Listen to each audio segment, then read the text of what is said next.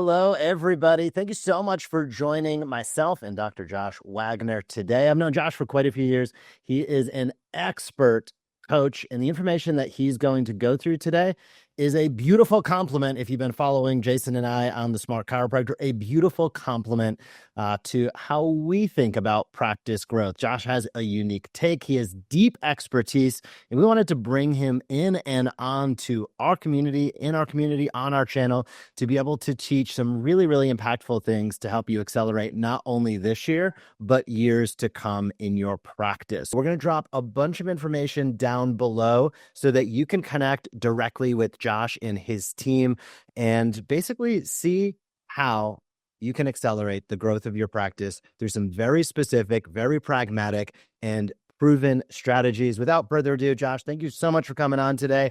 I'm going to let you take the reins and take it away. I'm going to keep my eye on the participant panel. And I'm just going to say on behalf of Jason and myself, we really appreciate your time coming in and teaching today.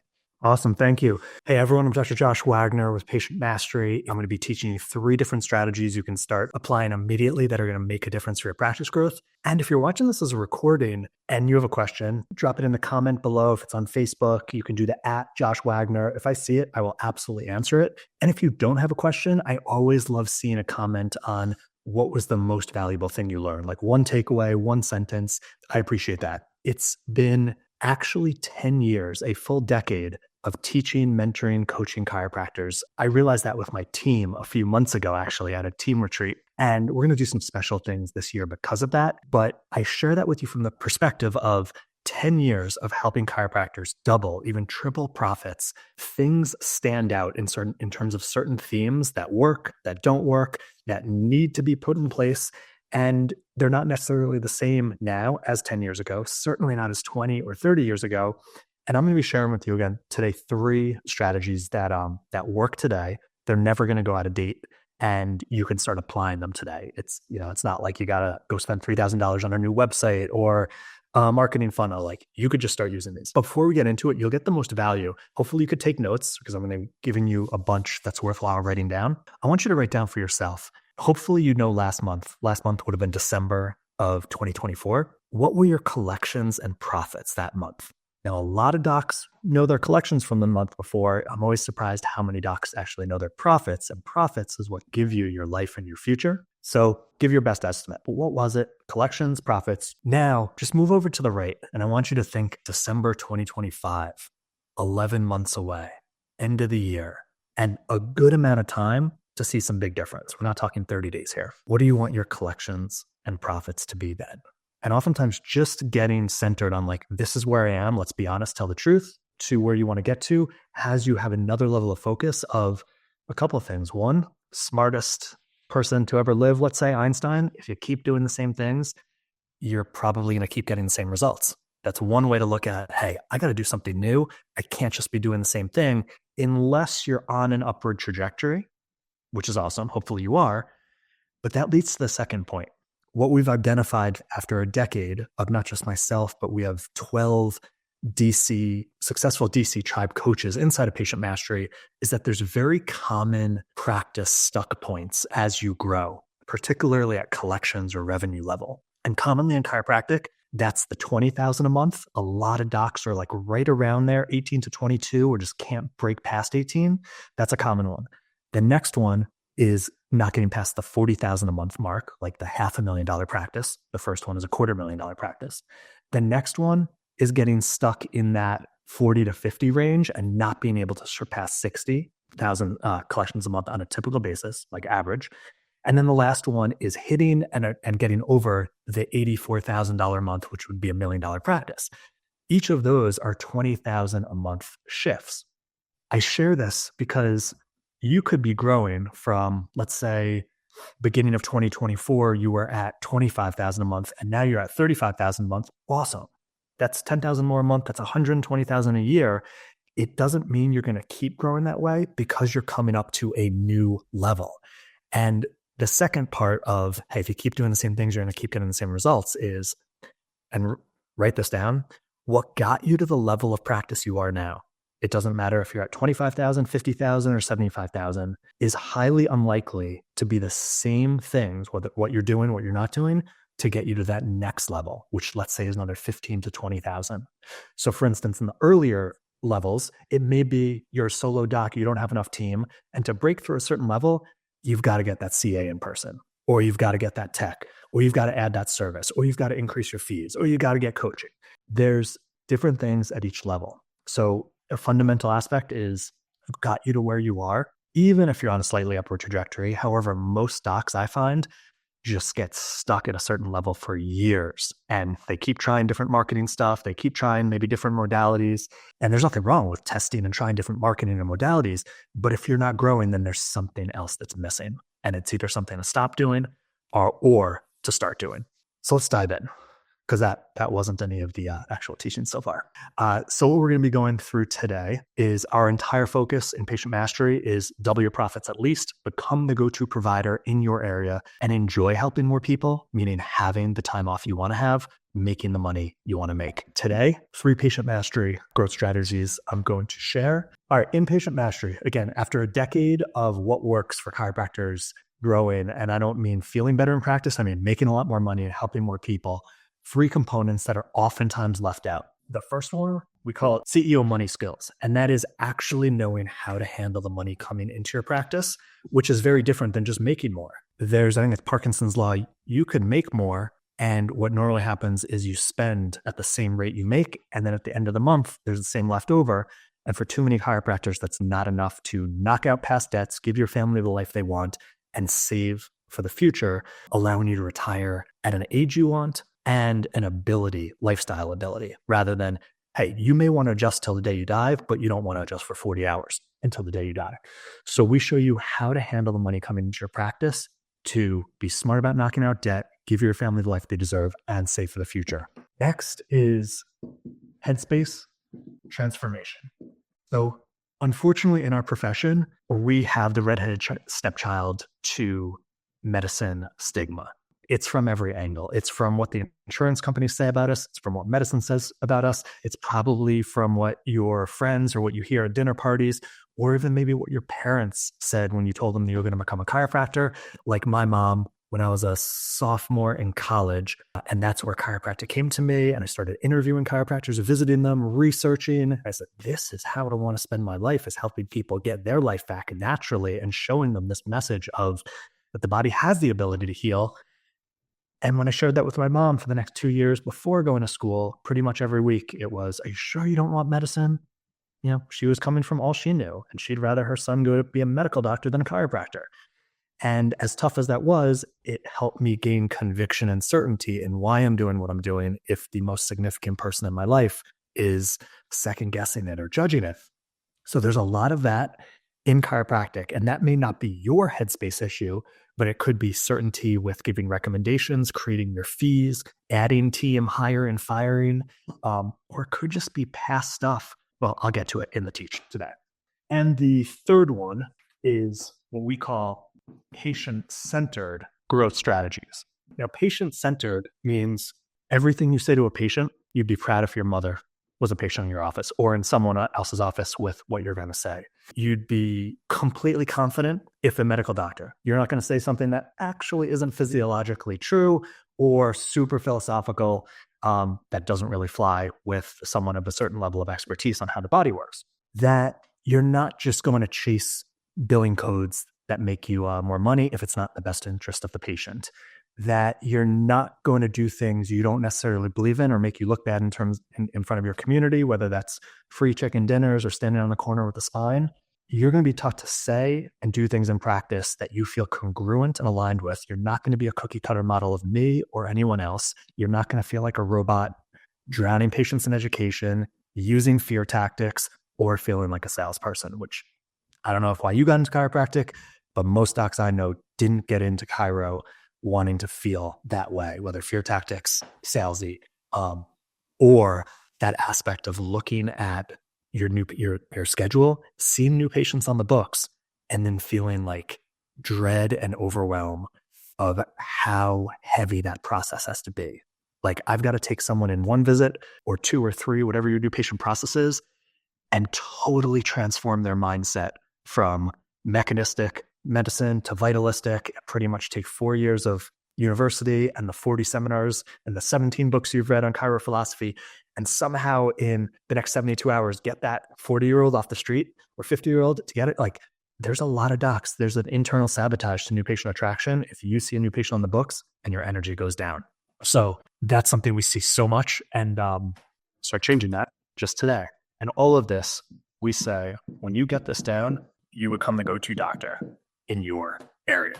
So let's dive into the first strategy. I think the order we're going to go is we're going to start with this, and then go to this, and then finish with headspace. When we talk about becoming the go-to doctor, 3 components of the new patient experience. More important than anything else is your new patient experience in your practice, because if it's not solid, if you're not confident at it, if you're not getting paid cash, if you're not getting retention to follow whatever your recommendations are, adding more new patients into your practice is just going to cause more people disappearing, which hurts your confidence, hurts your certainty, is a waste of time, drains your team. It's a downward spiral. That experience, which all of us do in some way, shape, or form, there's a consult. We teach a 6-question new patient consult and patient mastery. There's a recommendations combo. You got to tell people. And this isn't about everyone gets a year of care or you have to prepay up front. This is whatever you recommend, you have to communicate it. We have a 5-step system you could say in under 10 minutes, and you could say to your mom without any doubts.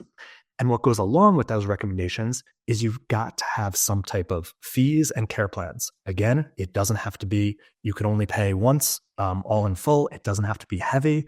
When we talk about fees, there's no one right fee. We help you come to your perfect fees. There's no one right care plan. We help you come to your right care plans depending on patient presentation. Not everyone gets the same one.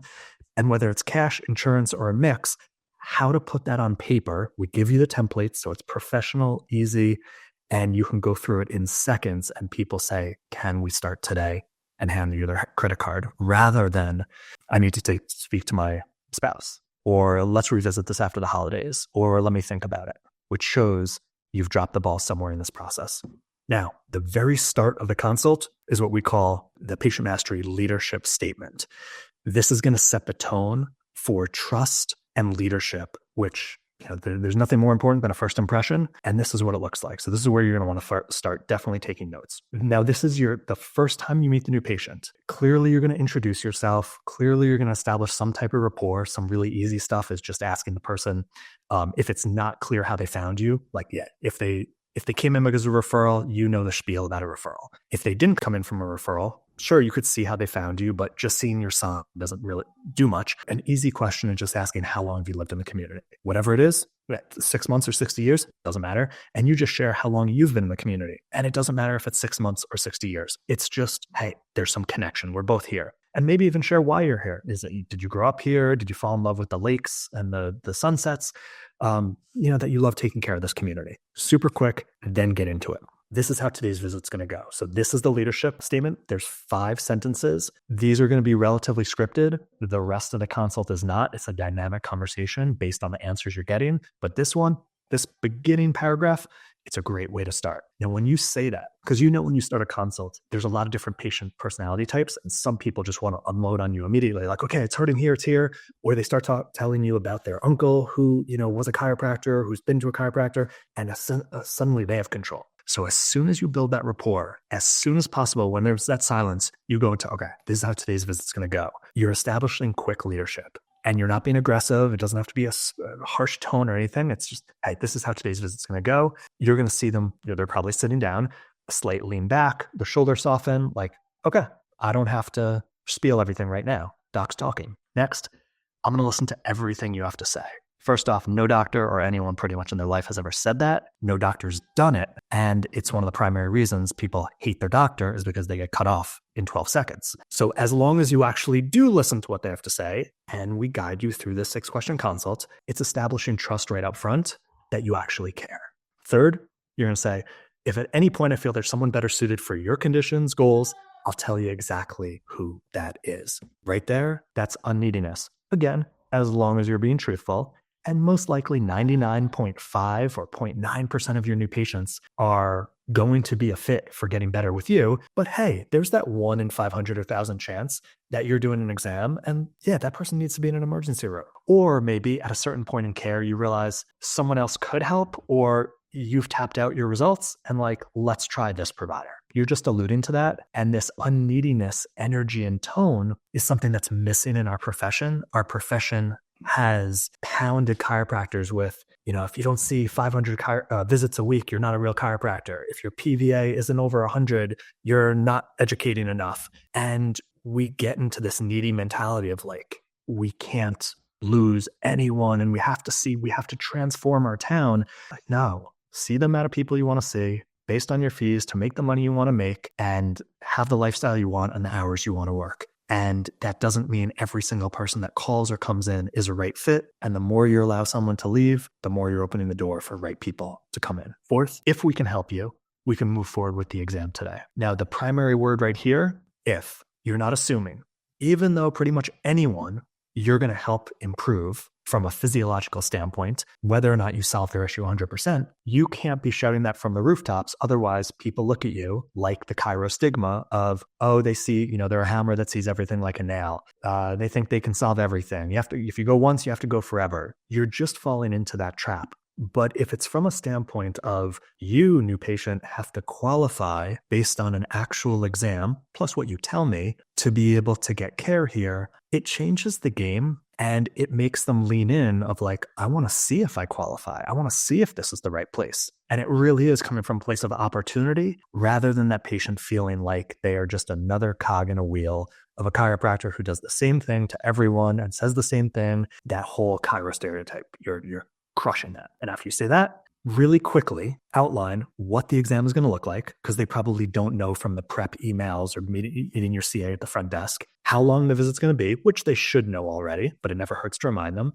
and how the visit's going to end. So you may be a chiropractor that loves to adjust on the first visit. You may be a chiropractor that never adjusts on the first visit. Just tell them what to expect. And by the way, either way works. We have docs, everything's on one visit, everything's on two visits. If it gets more than two, I personally think that's unnecessary, but either one or two works. So look how quick this is. This is how today's visit's going to go. I'm going to listen to everything you have to say. If at any point I feel there's someone better suited for your conditions, goals, I'll tell you exactly who that is. If I feel we can help you, we can move forward with the exam today, right after this. And that looks like, hey, Sally's going to take you in that room, do a series of x-rays. I'm going to check your spine, whatever you do, but just to the point. Be careful of using crazy buzzwords like we're going to do an electric scan of your spine. That may be a Insight or a Neuroinfinity or something, but the patient doesn't know that. They think electrocution. It's going to be about 40 minutes or an hour, whatever it takes. And at the end, I'm going to share with you exactly what I found and give you the opportunity to start getting better. Or it could be, and at the end, you're going to check out, schedule a visit, ideally within the next couple of days, where I'm going to go over exactly what I found. And then we can start helping you get better if I believe I can. So either way works.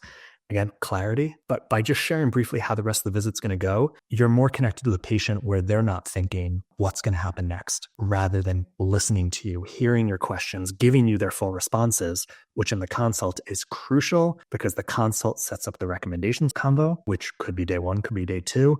And the consult determines whether that person goes into that recommendations combo, which is going to include fees, already decided, is this the doctor for me? And if it is, and they were hoping insurance was going to pay, and it turns out you don't take it directly, or they have a $5,000 deductible, they will still pay you, even though it's like, oh, I didn't think it would be this much, or I didn't think it would be out of pocket. They will still pay you because they've already made that decision. You are their go-to doc, and they're going to tell a spouse, hey, I want you to go see Dr. Jeff, Dr. Eric. Every single week in Patient Mastery, I hear docs talk about, I got a referral after the consult. And let's say they haven't adjusted the patient yet. I got a referral after the consult. They do a 2-day process. I got a referral after the consult. And by the way, there's no request for referrals in the new patient consult. But it's because the experience is so unique and so different, people want their loved ones to know about you. So not only referrals, but the ease of, I don't have to completely change this person's mindset. I don't have to use fear tactics. I don't have to use sales tactics. I don't have to say stuff that just doesn't inherently feel good to me. It makes it, when you see those patients on the books, your energy goes up rather than goes down.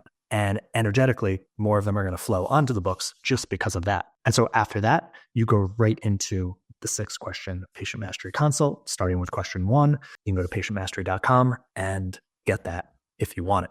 But right now, you can literally use this on the rest of your new patients and then go into whatever you do for the consult, and it'll start your connection and your relationship with trust and leadership and professionalism, and it just works. Okay, so that's an example of a patient-centered communication strategy or growth strategy. Let's go into CEO money skills. So we're totally changing topics right now. So here's a few months ago, Dr. Joe Adams is a client, doc in Texas, and his financial advisor said to him, this one shift added $500,000 to your retirement account. And he was thanking me in text. And I go, what, which shift? And he was thanking me because I had mentioned it months before, and then his financial advisor saw what he was doing. And it's called the 10% weekly rule. And this is Dr. Joe Adams, Texas Chiropractic Association board member, one of the best neurology chiropractors out there, great human being. So here's the lesson. A lot of business owners have heard about, hey, one of the best strategies for long-term wealth is taking 10% of what you make and putting it towards just a long-term investment strategy. Let's say an index fund. Set it and forget it. You're not pulling it if money's low that month. You're not using it on an upcoming vacation. It can be a retirement account or a non-retirement account, but it's purely long-term. However, that 10% means different things to different people. And I don't mean based on what you make. So let me give you an example. Let's say your practice, I'll just say this is December 24. Let's say your practice generated $50K in the month of January. Now, for a doc with good margins, $25,000 of that is going to be profit, about 50% at this practice level. So out of 50K, what's 10%? That's 5K. It's like 10% growth. But out of what's actually yours, it's half that, 2,500. Now, if you make 25,000 in profit, some of that is also owed to the government and taxes. So let's just say you set aside 5,000 of that for taxes, and you're actually taking 20K, like personal net. And even though, yes, you have lifestyle expenses, maybe you have debts you're knocking out, maybe you have tithing responsibilities, but right now, after taxes, that's 2K. So you can see how right here, there's just a big difference is, well, which 10%? What we advise, and this is a strategy, especially if you're not making the amount you want to be making in practice right now. Like margins are slim, your collections or profits aren't where they are. Even more so to do this, even though it's going to be scarier, is you take the 10% from total collections. I know that's scarier because it forces you with 90% of normal, two things. One, you make better decisions with the money you do have. When you have 10% less, you're going to be on top of it more. Make better decisions. And two, just let's say subconsciously, you want to raise it up 10% to get to where you were. Just one of those energetic things in life. And when you take it from total collections, clearly you have twice as much as if you took it just from profit, and 2.5 times, for this example, as if you took it from profit after taxes. So you're just saving a lot more. Now, this can usually be deployed to, let's say, retirement, which, okay, I don't know what it is this year. I think last year was 68,000 to SEP or something. So it's going to be untaxed. So you don't have to worry about, okay, I'm taking this 5,000, but it wasn't profit, so I still owe taxes on it. If it's going to a retirement account, you have like untaxed. So you don't have to set aside, okay, another 1,500. Or if you have business debt, you can apply this 10% rule until your business debt is knocked out. So if it's biz debt, it's also not taxed because it's a write-off. And if you exceed this and you don't have this, you're in a good enough place where you can figure out the taxes after. Now, this actually isn't the trick yet. This isn't where Dr. Joe Adams' financial advisor said you just added $500,000 to, I don't know what age it was, let's say 65, where your retirement lump sum is going to be. This is literally just the elementary school level. 10% rule. Okay, let's say this is middle school level where you're taking it from total collections. You're taking a bit of that risk rather than taking it from the bottom things. The weekly comes in where instead of on day 30, or let's say a few days later, end of the month when you're really going over reconciling the month before, instead of on day 30, you send 10% out, you're going to start doing, and let's say this is day 1, even though we have money and days on the same chart, and this is day 7, and this is day 14, and this is day 21. Every 7 days, you're going to do 10% of the previous 7 days. So you're not doing 10% and then it turns into 40%. That's crazy. You're going to do 10% of day 1 to 7. On day 14, you're going to do 10% of the last 7 days. 21, 10% of the last 7 days. Day 30, 10% of the last 7 days. So it's still 10% total. You're just breaking it up. This is the weekly rule that literally, and we're talking about Joe Adams, he's not saving, I'm not going to say the number, he's not saving 20,000 plus every month.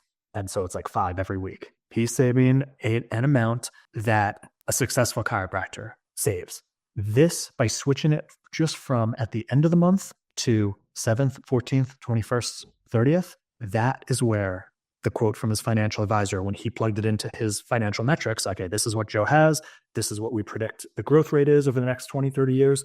This is what he's contributing. He's not contributing anymore. He's just changing the timing. And it added 20 years later, 25, I don't know the exact number, $500,000 more.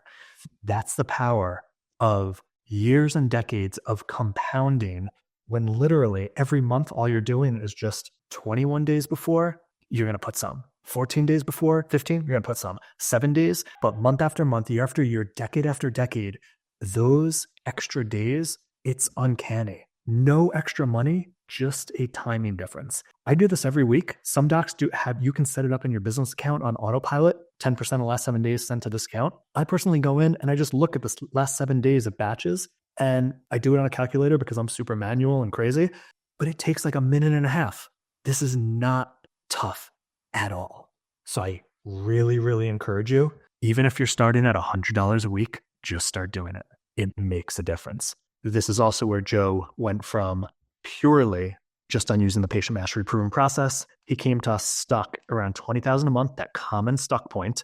I just saw him last weekend. He had his best year ever and $1 million practice in 2024 because it works. Patient-centered strategies, CEO money skills, and headspace for success, which we're going to go into next. So this 10% weekly, we're just finishing a month. Okay. If you haven't done it at all this month, do 10% for the whole month. And then starting whatever it is, that's 7th. I do it every Monday. So, hey, it may not be the 7th, 14th, 21. It's just, there's a 3 p.m. on Monday. I do it. That's my schedule. Next one, Chiro headspace transformation.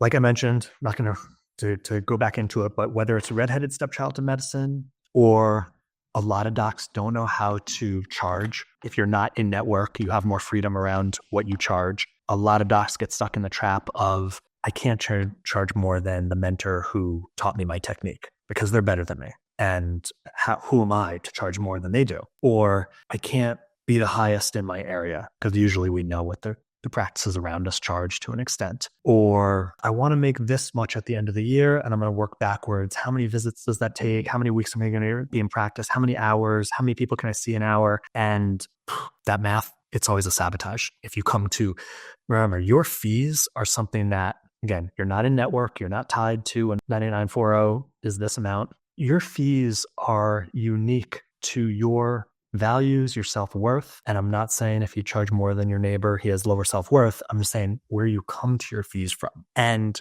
there's 2 components. One, there is, first off, just straight up, what do you want to get paid? That's all on you. But some chiropractors get stuck in their head because they have what I'm about to talk about in this headspace issue. If that's hard to come up with, just like, hey, I have this case, I'm going to work with them for this long and I expect these results. And I'm not saying you're coming up with a different fee for every case, but have categories of cases. What feels good for me to get paid?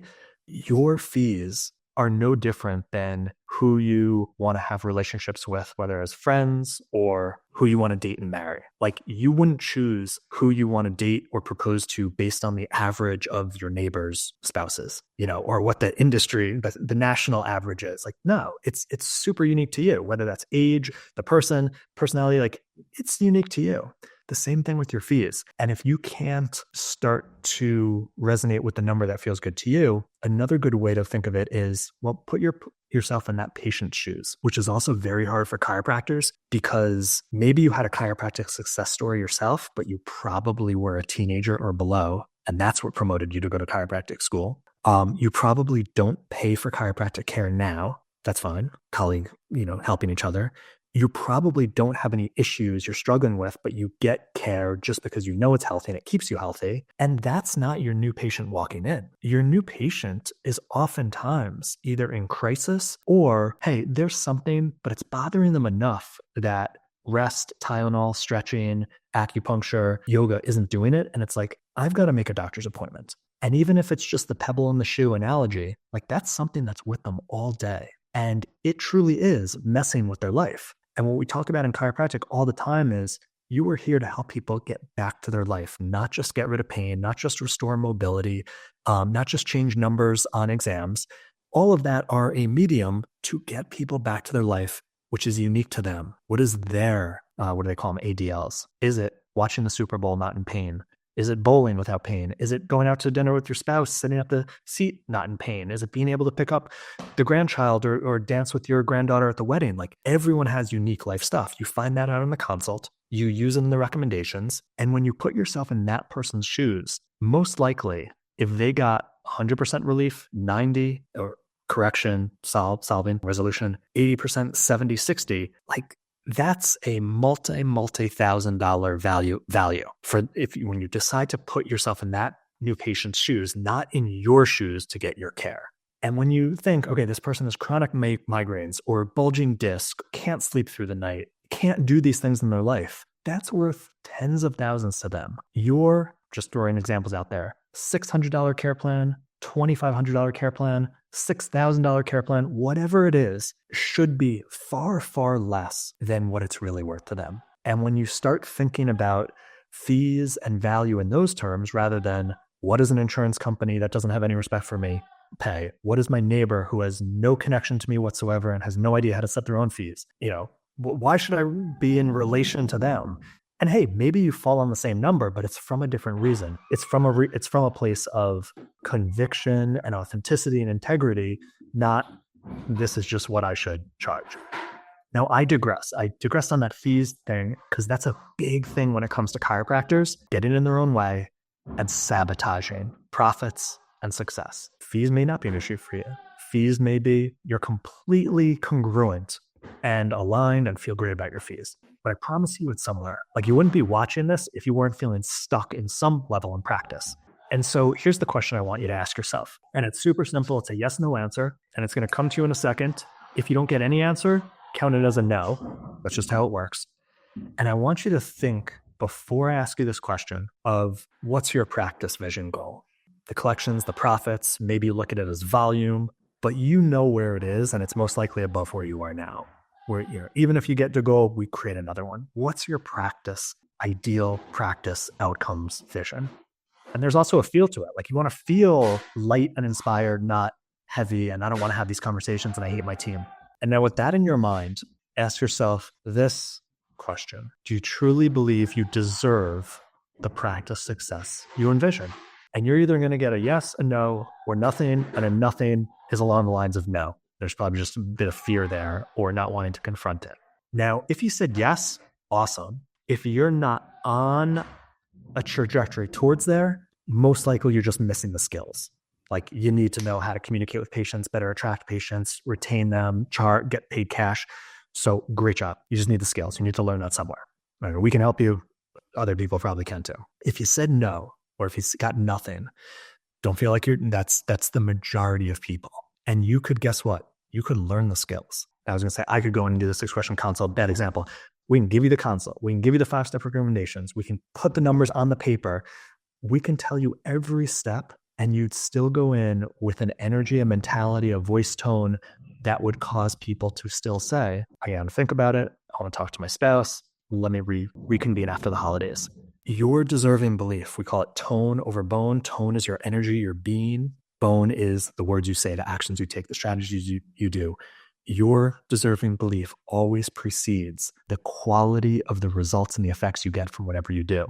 And that's why we literally have a coach on our team that I go to for headspace help, who every single doc in Patient Mastery has one-to-ones with her.